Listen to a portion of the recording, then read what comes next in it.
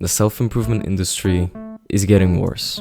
The self-improvement industry is what got me and a lot of men out of a life that they didn't want to live. The self-improvement industry is what got me into taking care of my health and well-being, and it is also what got me into content creation. So you might ask yourself, if the self-improvement industry has been so good to me, then what's going on with the title of this video?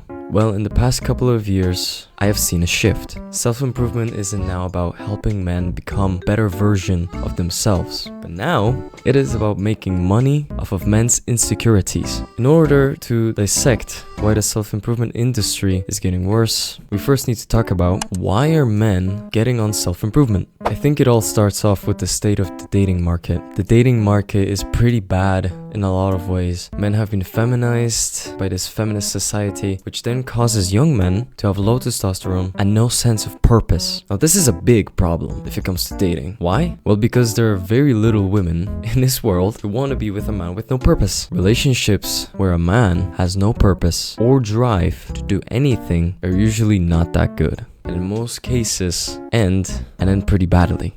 Most relationships nowadays are actually pretty toxic. Which brings me to my next point. Self-improvement can get toxic. Now, don't get me wrong. Self-improvement in itself isn't actually toxic, but a lot of the content often associated with self-improvement can get pretty toxic. Now, a lot of this toxicity comes from this message that a lot of these content creators preach, which is that you have to suffer, and as a man you can't have fun, which is very stupid because everybody needs some fun every once in a while, especially if you are a young man. Now, of course, you shouldn't be doing drugs or constantly drinking and partying, but if you fully eliminate fun out of your life, then you slowly start to get the sense of depression, which makes no sense because the whole point of self-improvement is to actually feel better about yourself.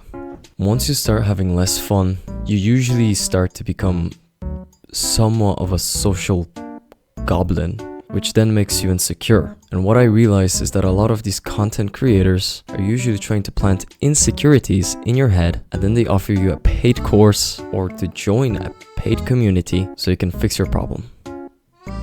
Fix your problem. Now, these insecurities are most often associated with the fact that a lot of men have a hard time attracting women, which brings me to my next point, which is using men's natural desires to get them to pay up. A lot of these alpha red pill creators have this strategy where they bully you and people like you by telling you that you are a loser and nobody would ever want to be with you. Then they say that if you want to fix that issue, then you should pay them to get the solution instead of just giving you the solution for free. Now, the reason why this is really bad is because men get insecure from all this bullying and pressure, and that is not good because this doesn't only affect men, it also affects women, because women don't want a man that's insecure or unsure in his abilities. They want a man that is courageous and believes in himself. A lot of men are getting onto the wrong side of self-improvement, and without even realizing it, they are actually self-sabotaging themselves by becoming more insecure and more toxic. It is